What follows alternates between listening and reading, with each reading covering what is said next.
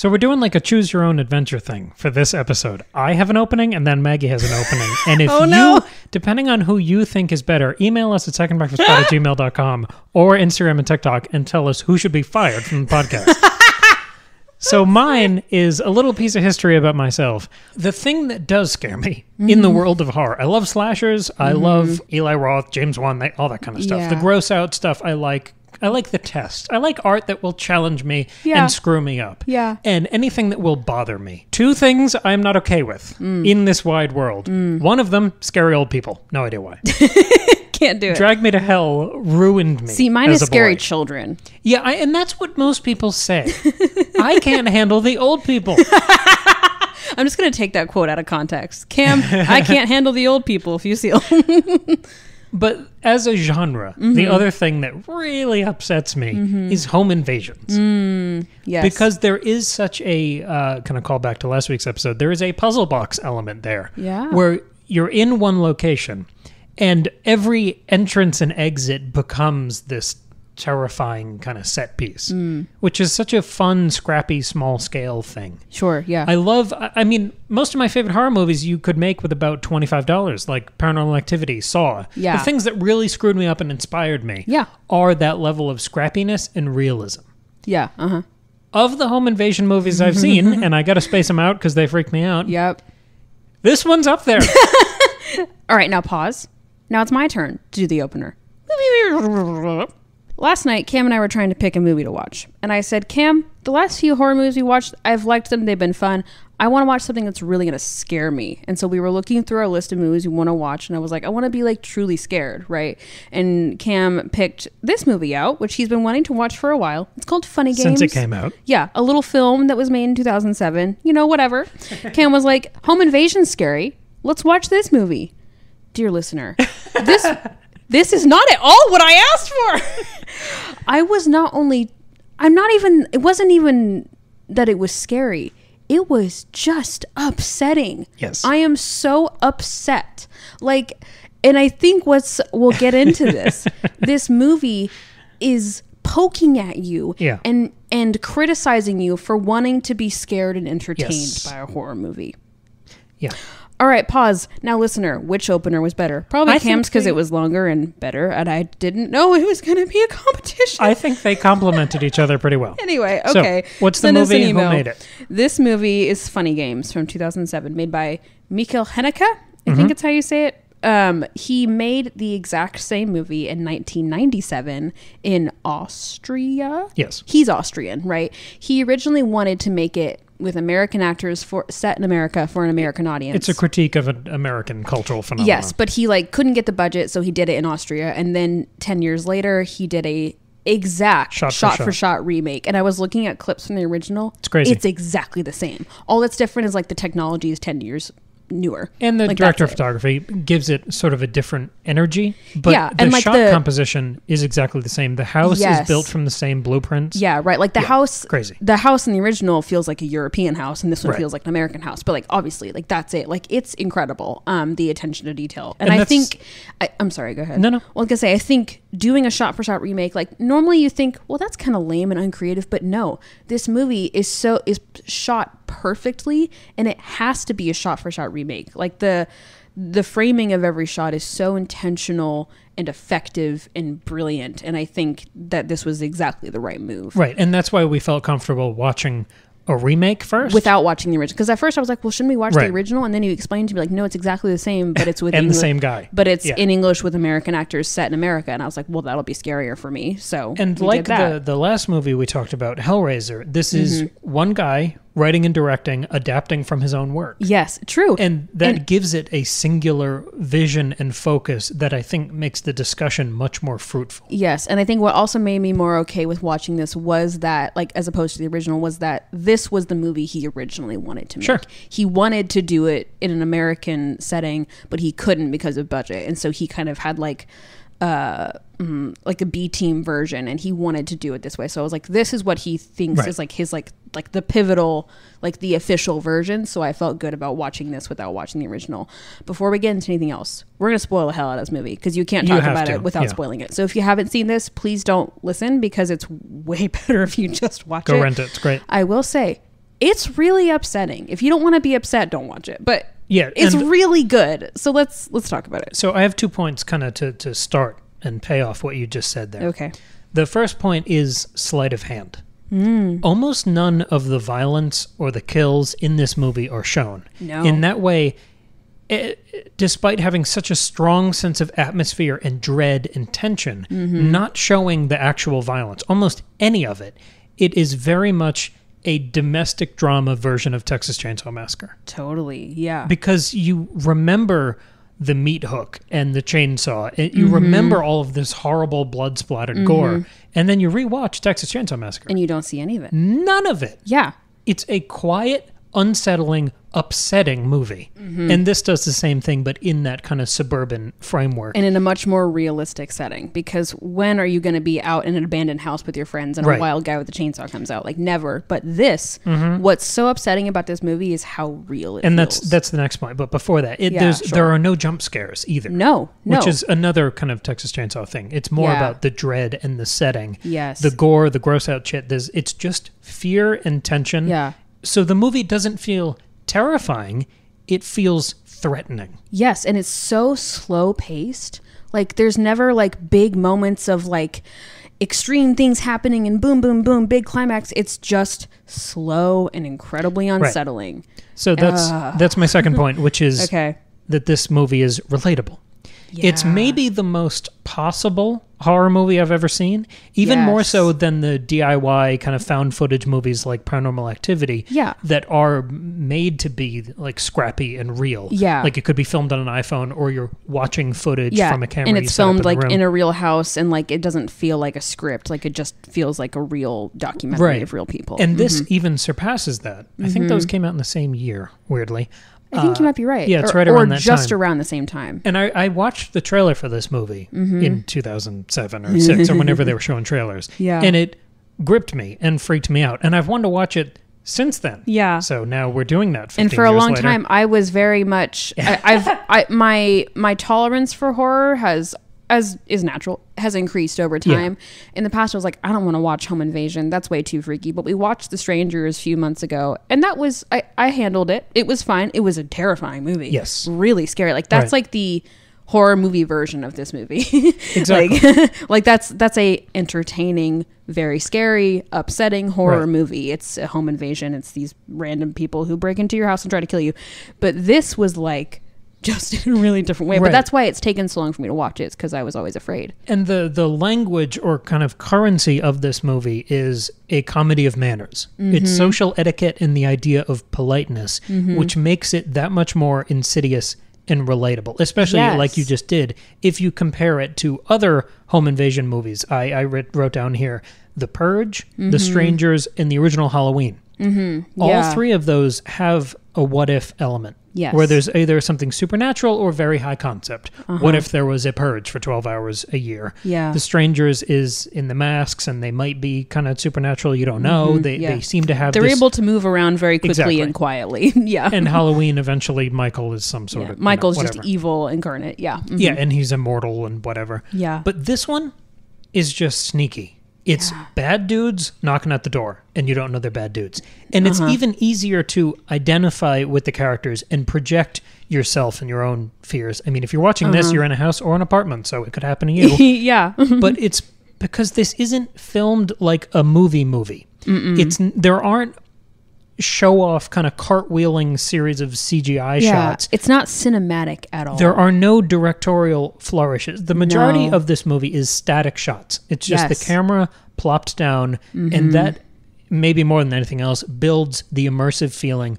of watching the events unfold. Yes, exactly. Most of the shots in this movie, and I'm sure some of them are, but all of them feel like they're 10 minutes long. I know, they're all so long. And it's like, and that's what makes it so unsettling, because most movies don't linger. And so you're like left to look around and you're like, what am I missing? And you get all paranoid. And especially as the movie goes on and as things get worse and worse and worse, you're like looking for bad things to happen and you're uncomfortable. And there's no, like, what's fun about a really like jumpy horror movie is there's the constant buildup and then release of tension through jump scares, through musical cues, through the camera moving away. Like, you get that tension and then you get the the satisfaction of the release. There's no release in this movie. None of that in this movie.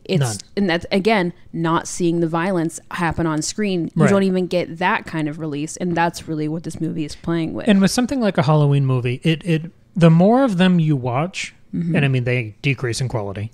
Yes. John Carpenter will say that. Yeah, I mean, that's an objective fact, which is fine. It's fun. It becomes like a Where's Waldo? Yeah. Of where in the shot, in the frame, is Michael hiding. And there's always some convenient patch of darkness that he's standing in. Yes. When you have a static shot that is just on an area of the house for 10 minutes, and it's most of this movie is in the daytime, which is another kind of relatable, freaky this thing. This brightly lit, beautiful white house. The guys are wearing all white. Right. But it's not impressed with itself. It's not doing a Midsummer thing because there are night sequences too. Yeah, right. Because it gets dark over time. Yeah. Mm-hmm. But when you have that long shot of a house and you can study every inch of it, there is no release. You've used the tactics that would help you avoid the scare in a slasher movie. Yeah. You've studied all the corners and looked for shadows. Yeah. There's nothing. You've learned the whole environment and it doesn't matter at all. It doesn't help you at all. Yeah. And then you just start living in this area. It's so real. Like you said, it's not cinematic at all. But every shot, I mean, especially knowing it's a shot-for-shot remake, but also knowing... I mean, seeing it, how tightly made all of it is. Another similarity to Hellraiser last week.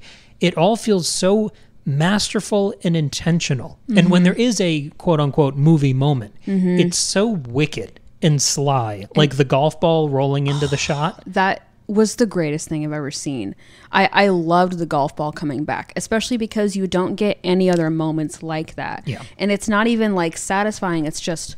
oh no, you know? And it reminded me of The Shining, which I thought was great because at the beginning you have the overhead shot of the car driving into the house, and that's obviously an homage to The Shining. And so it's like, and there's so many things like that in this movie where he's aware of the horror canon, he's aware of tropes and of the genre and of things you expect, and he just plays with them and makes you feel so bad about yourself. And for as implied and as light a touch as the movie uses with so much of that, there is an internal logic always through all of these scenes. Like I talked about before, kind of the comedy of manners, the politeness that is talked about so often from the killers.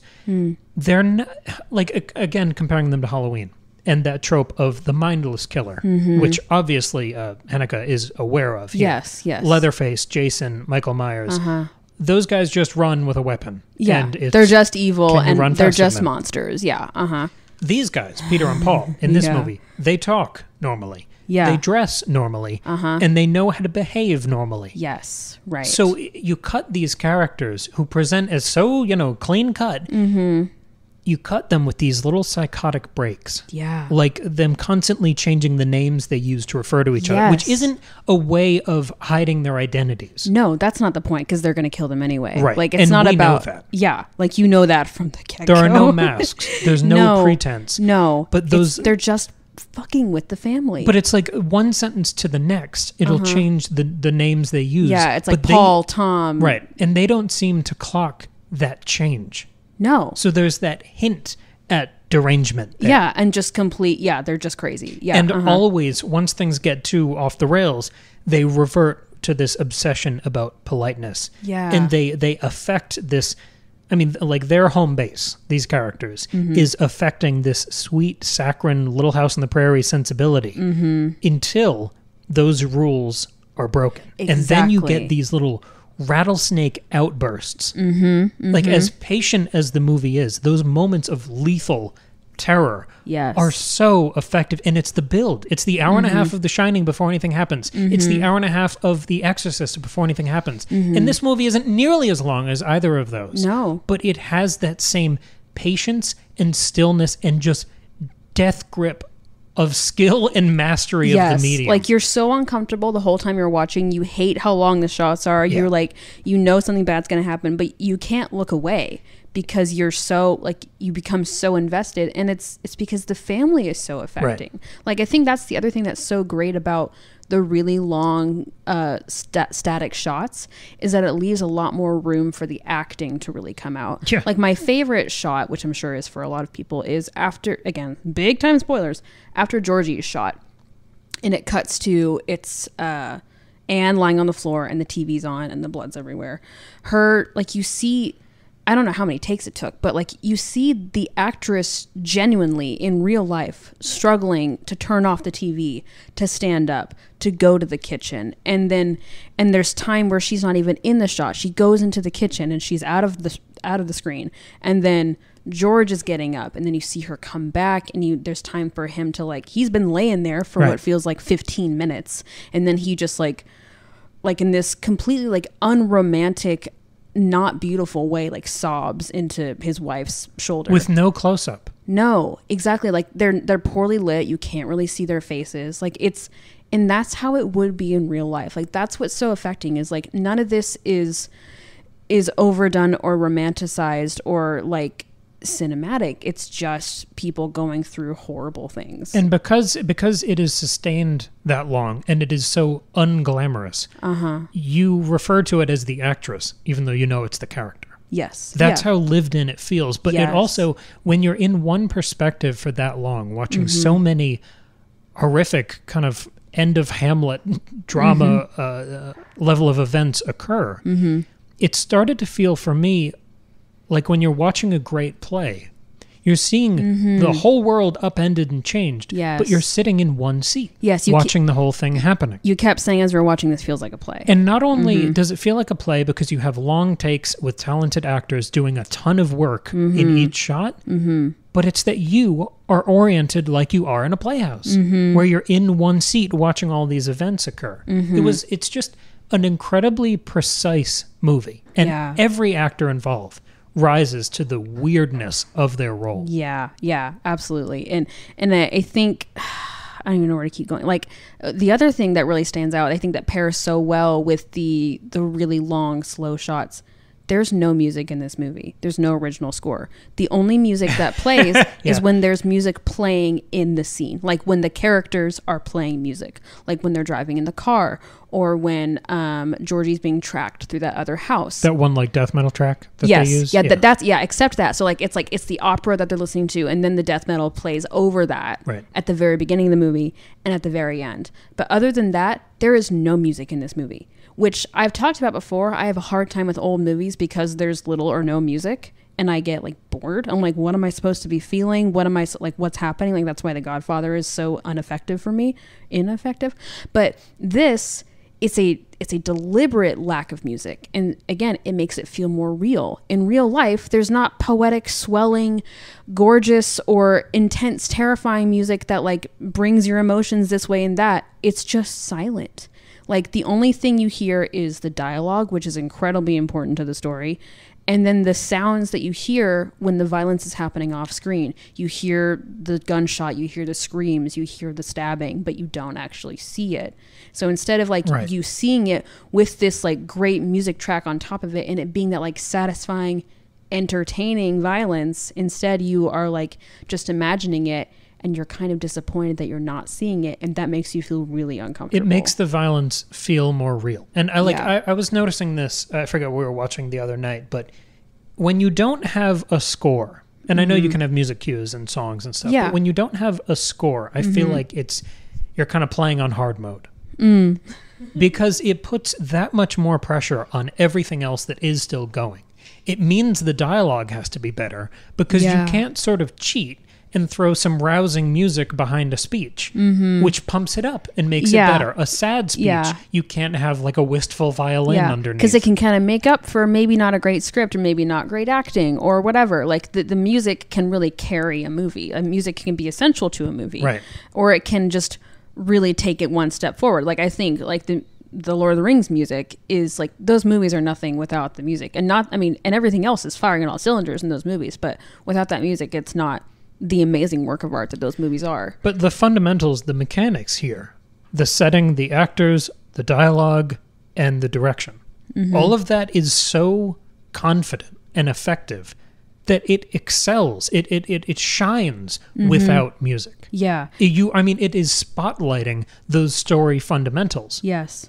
And I think I like that you talked about the trailer earlier in the episode. Yeah. The trailer for this movie, at least the one that I watched, I think the one you watched, it's there is music in the trailer, and it's in the Hall of the Mountain King. That you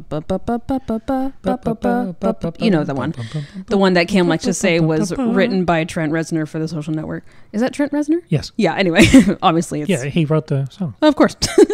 But so that trailer, it has that music, and the trailer makes the movie look like it's going to be really entertaining. Because it's like, it introduces you to this family, these guys come over, they torture them, things go wrong. And you're like, that looks like a fun, like fucked up, like really violent, like freaky, fun home invasion. Like, can't wait to watch that. It made it look like a Tarantino movie. Yes. And then you watch it, and it is not that at all. No. And it is like, and I hadn't seen the trailer before, or I don't remember it. So it's like, but I go into a horror movie, a home invasion horror movie, with the expectation that I'm going to be entertained. And then this movie never calls you out. Not for a single second entertains you. Instead, it openly calls that out and makes you feel bad for not being entertained by this family's trauma. And that's really uncomfortable. And I loved that. Like, I love when art and when movies make me feel uncomfortable and make me like question myself. And I mean, I'm still going to go watch Saw and have a great time, because it's a movie. Oh yeah. But like, and I was saying to Cam last night, I was like, I'm trying really hard to emotionally distance myself and just enjoy this movie, but I can't, like, because the family felt so real, because everything about this movie was not entertaining. It was just static and raw. But do you watch horror to enjoy it? Do you watch horror to release the pent up fear and terror and all, like most horror movies you talked about before, you get a sense of release. Yeah. You build up the pressure and then you release it, which emotionally, like a good cry, it lets some air out of the tires. Yes, it feels like therapeutic. It feels cathartic. And that's why so many people like horror, because it allows you to play out this scenario in your head without it actually happening to you in real life. And you get the adrenaline rush, and it's fun. Even if it scares you and upsets you, like, that's entertaining for a lot of people. And this movie is like, nope, we're not doing any of that. And go ahead. It's turning that whole expectation, turning that whole genre on its ear and questioning it without being so editorial and annoying and meta. Yeah, and boring. It doesn't overdo it. It's subtle. Right. It's not an essay interrupting the movie. No, it's so subtle. And by opening the movie with the overhead shot of the car from The Shining, with the white nuclear family in the beautiful house with the golden retriever, you're like, oh, this is going to be a fun horror movie. And then it just completely defies all those expectations. And it's not even just The Shining. It's most horror movies. It's a shot with a car in the beginning. Yeah, like, oh, they're going to the destination. What's going to happen? Evil Dead has that and plays with it differently. Yeah. With The Bridge. Get Out has that and plays with it differently when they're stopped by the police. Yeah. So this is my little spoiler warning for the movie. Yeah. The Rewind. Oh my gosh. The Rewind was so much fun, and I so didn't expect it. Well, how could you? Yeah, and the only shot that you get of like actual like explicit violence is the rewind scene, because it doesn't actually happen. Right. And then they undo it. It's so cool. Paul is shot, and then Peter grabs the remote control for the TV and rewinds the movie and prevents Anne from getting the gun. Yes. I thought this was maybe the most fun moment of elevation I've seen in a story since we talked about Samwise Gamgee in Return of the King. Yeah. Begging Tolkien for more time to save Frodo's life. Yeah. And Tolkien answers him and gives him that time. Yes. I referred to that at the time. Go listen to those. Those were fun. Yeah. The Return of the King episodes are a lot of fun. I'm so proud of those Return of the King episodes. Those were so much fun. And at the time, we referred to that phenomenon as touching the ceiling. This moment of fourth wall breaking, an appeal to the author, an appeal for narrative control from a character. I never thought I'd see that again. Definitely not in this movie. But it emphasizes, it's not this sneering like tee-hee of we're in control, we're the gods of this world. God. It's not that. No, it's not like which that. Which it could be. And then it would become like The Strangers, like Halloween, like all those where you lean into the supernatural to explain the stuff you can't explain. Yeah. Here, I love that they emphasized the fussiness of the killers, more than their control. Peter was offended that the neatness of his plan was interrupted. Yes. He wasn't sad that the other guy was killed. No, it didn't go the way he wanted it to go. It was the faux pas. It was that Anne interrupted him. It was the rudeness of what she did. It was the rudeness, exactly. Not the murder. No. Not the shotgun blast to the chest. No. And even remember, he gets mad at, which one's which? The taller one. Peter gets mad at Paul for shooting Georgie because he did it wrong. He didn't follow the rules of the game. It's not totally clear what he does wrong. Like, I got confused, but who cares? Like, he's not mad that he shot a kid because he was going to kill the kid. Right. He's mad that he didn't do it right. And that moment, I think, couches the most interesting commentary the film has to offer. It's an elevation of the earlier comment. The first time Peter turns to the camera, and it's just a hint of a fourth wall thing, because they don't return to it until this moment when he says, you're probably on their side, aren't you? Yes. And I think that's sort of T-ball, that's beginning this thing that is then paid off later with the rewind. And the question he's posing is, why are we watching this movie? Yes. Is it to see the family survive, or to watch them be tormented for our entertainment? Exactly. And I think the declaration by the end of the movie, and especially by the rewind and it ending with that joyful cyclical ending, like we talked about with Hellraiser, of them moving on to the next family, doing the asking for eggs thing, and it just continuing indefinitely. Yes. It's saying that what we wanted out of this movie was to be surprised and intrigued. Way more than we ever cared about the family living or dying. Exactly. And I think that ties so brilliantly with the final death, with Anne's death. It's the most anticlimactic death of all three of them, because Georgie's is probably the most, because, I mean, it's a child, and you see his blood all over the wall. Oh, yeah. And then George's death is like, I mean, is he shot or is he stabbed to death? He's stabbed, but is he killed? But it doesn't matter. You don't even see his body. Right. But then Anne, it's just, ciao, Bella, and he pushes her into the water. And you thought, because they almost let the kid escape, and then they found him, and then he died. Yeah. So when you replay that, when Anne almost escapes, and then they find her, you think, okay, this is going to be the time where the good guys get the one up, and they... No. And then the best thing, when they're on the boat, and you think you're going to have the callback of the knife. Yes. Because I remember when the knife fell into the boat, I was like, that's going to come back later. Right. And I was dumb enough to think it would work, because even though this movie has been defying my expectations, I was like, finally, like, Anne's going to, like... She didn't get her moment with the gun, but she's going to stab these motherfuckers to death. She's going to escape. It's going to be great. Right. And they immediately see her trying to use the knife. And they're like, nope. And they throw it in the water. Yeah. And then they just push her in. You don't cut to her falling into the water. You don't cut to her drowning. It's just, that's it. And there's no drama to it. No. It's that same, like, the genuine realism, the reality we don't like to talk about. Yeah. Like, when I grew up, all the CSI shows and NCIS, and I know there are still a billion of them, but it felt like there were really a ton. There were back quite a then. Yeah, that was a big cop thing. shows. Mm-hmm. And it was like cop shows and medical shows. They went hand in hand. Yeah, yeah. Mm-hmm. And now we know what a nightmare the justice system, the police force, and the legal system and the medical system, we know that all of these things are fractured, unfair disasters, especially in this country, which this film is commenting on. But I don't remember how old I was, but I remember seeing the stat that most crimes aren't solved. Yeah. And I realized that was what the cop shows, that was the message they were getting across once an hour, every hour. Yeah. It doesn't matter who did it. It doesn't matter what happened or how hard it is to solve. They always find the guy. Yeah. But that's and justice is served. Right. And that's never what happens. But that's the expectation we develop. So then when we watch, like, Tarantino directed a CSI episode and kind of riffed and went the other way with that. There was one episode of CSI where it was an accident. Like, there was no killer. Oh, cool. There was like a ricochet of bullets and stuff. And it won an Emmy because it was interesting. Yeah, that's really cool. But again, that's still a toothless kind of commentary there. Yeah, like, there's nothing. Like, the cops still aren't. They still win. Right. Because they solved the crime.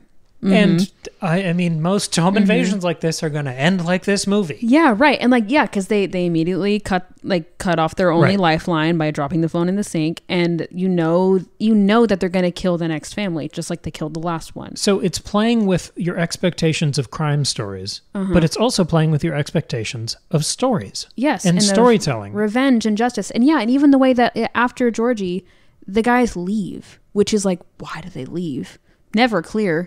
I guess to fuck with them. Yeah. Like they just leave. And so then you think... They said that when they come back. They said to the dad, like, even you deserve a chance. Yeah. But so it's like, normally in a horror movie, like in a situation like this, the bad guys are either killed or like they leave for some reason. They're like, okay, it's over. So that's when like either the movie ends and like help comes, or there's a very quick like last hurrah revenge. Jump scare.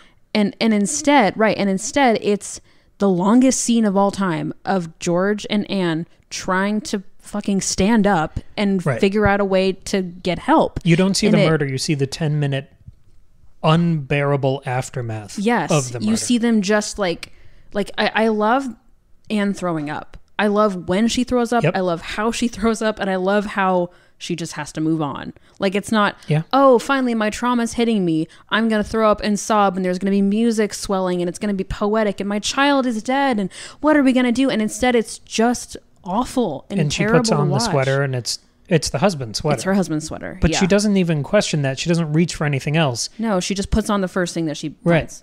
And she like barely buttons her pants. Like she just puts on clothes. Like George, when he's trying to fix the phone. Yeah. And he just instinctively takes a bite of bread. Yeah. Which can be like, I need energy for whatever is coming hasn't next. Eaten in hours. Yeah. And then he just like spits it out. Mm-hmm. Yeah. And so much of that is communicated so powerfully without a monologue, without an explanation. Without like flashbacks to their like when when the husband is killed, you could easily like flashback to when they met and them driving in the car, or even when she's about to be killed on the boat, you could have her flashing back to when she said goodbye to George in the kitchen earlier. Like you could do all these things and it just doesn't, because that's not how it goes. I mean, I guess I don't know. I've thankfully never been in that situation, but like there's no time for that. It's not narratively convenient and or beautiful, satisfying. No, exactly. Right. Yeah, that's the big thing, is that nothing about this is satisfying.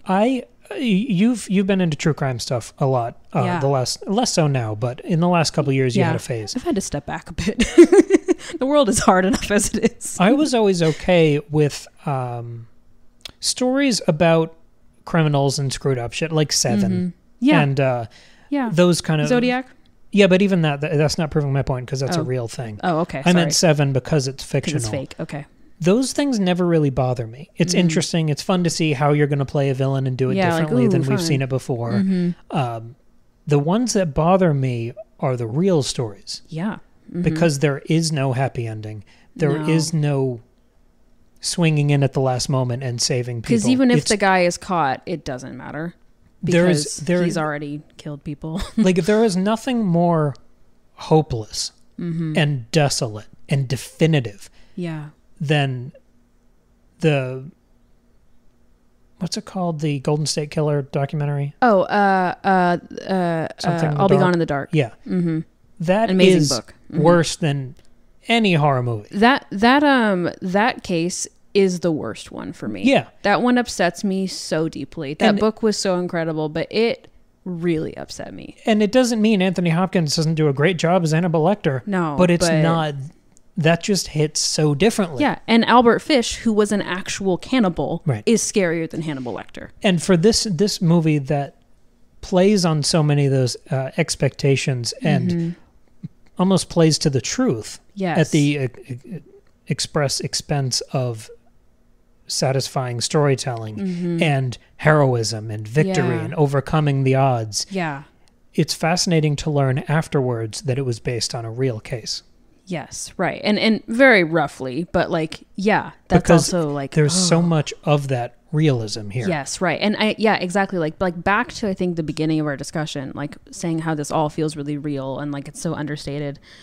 We've talked about these two guys, the villains in the story. They're so concerned with manners and politeness. Yeah. That's the way that they play with that, and the way that the family is reacting at first to what's happening is so real. And I know that because, I mean, I'm a person who exists in the world, but also because so many like true crime cases, these killers would play on people's want and societal like ingrained need to be polite, right, and to not be rude, right, and to play on people's good nature. Like Ted Bundy would do that. Oh, my arm, I'm in a sling, can you help me put this thing in my car? Right. You know, that kind of thing. But like the way that when things start to turn after the eggs have been dropped the second time, like I know something's about to happen because I'm watching a horror movie and I know that these guys are the bad guys. Like I know that, right? And you saw the guy looking around the house. So even if you haven't seen a trailer, you have suspicions that things are about to go bad.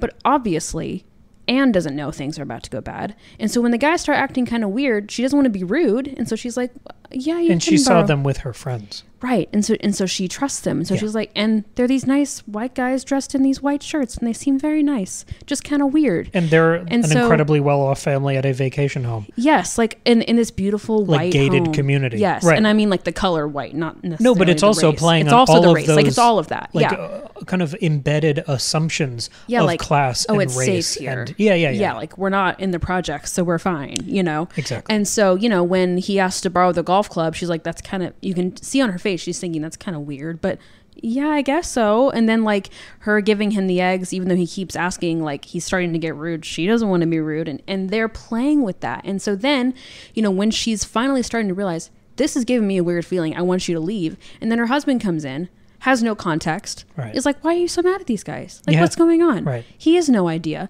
Like, people don't want to believe that they're in a terrible situation because that never happens. In a lot of horror movies, people immediately go into, oh, this is terrible. Like, survival mode, time to kill these people. In real life, if there's someone's being weird in your house, you're not going to pull a gun on them. You're not going to call the police.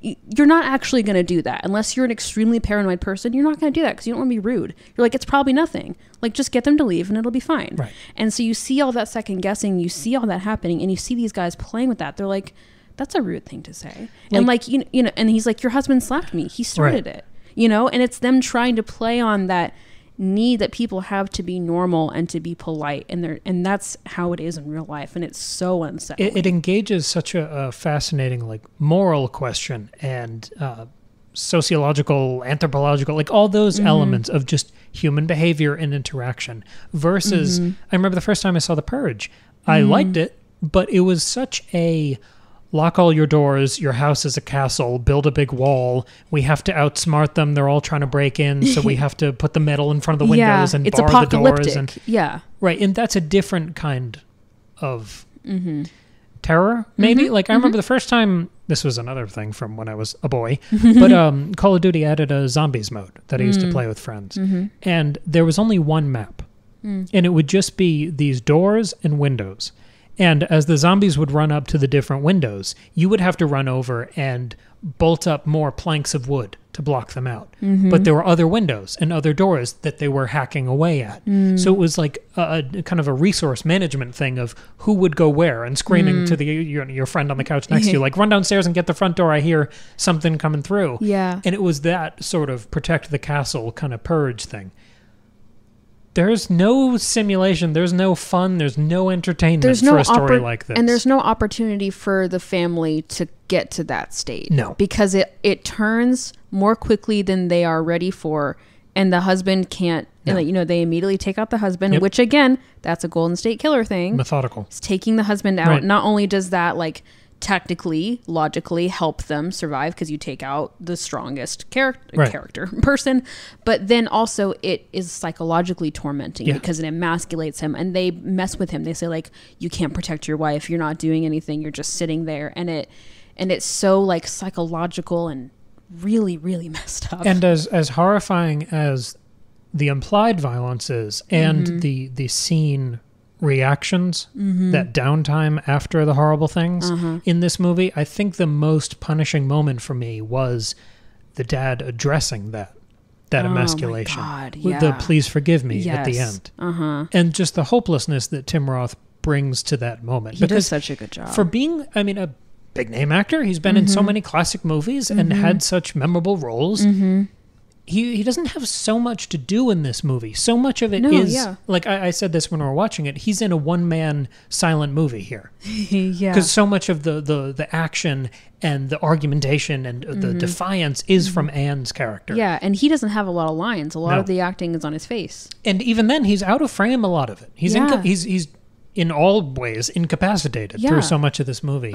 But when he does address at that moment and seeing that the torture of his role as a husband, as a father, just as a man. And boiling that down to maybe 10 words of dialogue. And he sells it so brutally. Yeah, and when she asks, because, her phone doesn't work, she asks, where's your phone? He goes, it's in the fucking car. Like, you can tell he feels so awful. And it's that hopelessness. And he's angry at his mistake, and he knows that it's hopeless. And then just seeing him sitting there with the hairdryer is like the saddest thing I've ever seen. He's not shockingly eloquent. He doesn't have a powerful monologue perfectly verbalizing all of his complex feelings that he's suddenly in tune with. And you don't get the satisfying revenge. You don't get to see him, because you even said, like, he's got to have, like, an arc here. He's got to be, and he doesn't. Like, when they come back with the golf ball, you don't see him get, like, angry, like, well, now I'm going to fuck you up because you have my wife. Like, instead, it's just him looking defeated and just sad. And hopeless, and it's the most brutal thing I've ever seen. The movie is shot with the stillness and hopelessness of crime scene photos. Yeah, right. Crime scene photos are the worst things. But they don't know they're in the crime scene yet. Yes, exactly. Like, crime scene photos are so obviously not cinematic, not beautifully crafted. Like, they're just utilitarian. Clinical. And it's just the saddest, freakiest thing. Yeah. And that's how this movie feels. Yeah, this was an incredibly made movie. I am troubled, and I'm very glad I don't have any children. But yeah, this was, I mean, just as a work of art, what a gut punch. Beautiful. And so smart, and like, I mean, the whole movie is just a fuck you. Unbelievably effective. And whip smart. It's really, really good. I mean, obviously, like, it's troubling, and it's not for everybody, but it's really good, and I am really glad I've seen it. I don't think I'll ever watch it again. No. I'm all set. But I'm glad I saw it. But yeah, and I feel like it's going to affect the way I watch every horror movie going forward. I mean, I'm still going to be entertained by violence in movies because I'm a human being and I love the horror genre, and I think it's that catharsis is a valid thing to feel. Like, it's fun, right? Sure. But it's always going to make me go... Yeah, it raises the bar a bit. Yeah. And it adds to our understanding of the genre. Yeah, absolutely. Yeah. This was so good. I am really blown away by this movie. And I'm upset. I'm going to go, I don't know, watch a Disney movie or something. You've been rewatching Glee. It's been a great, just like background while I'm sewing. Yeah. I live a balanced life. Okay, thanks everyone. Bye. Toodles.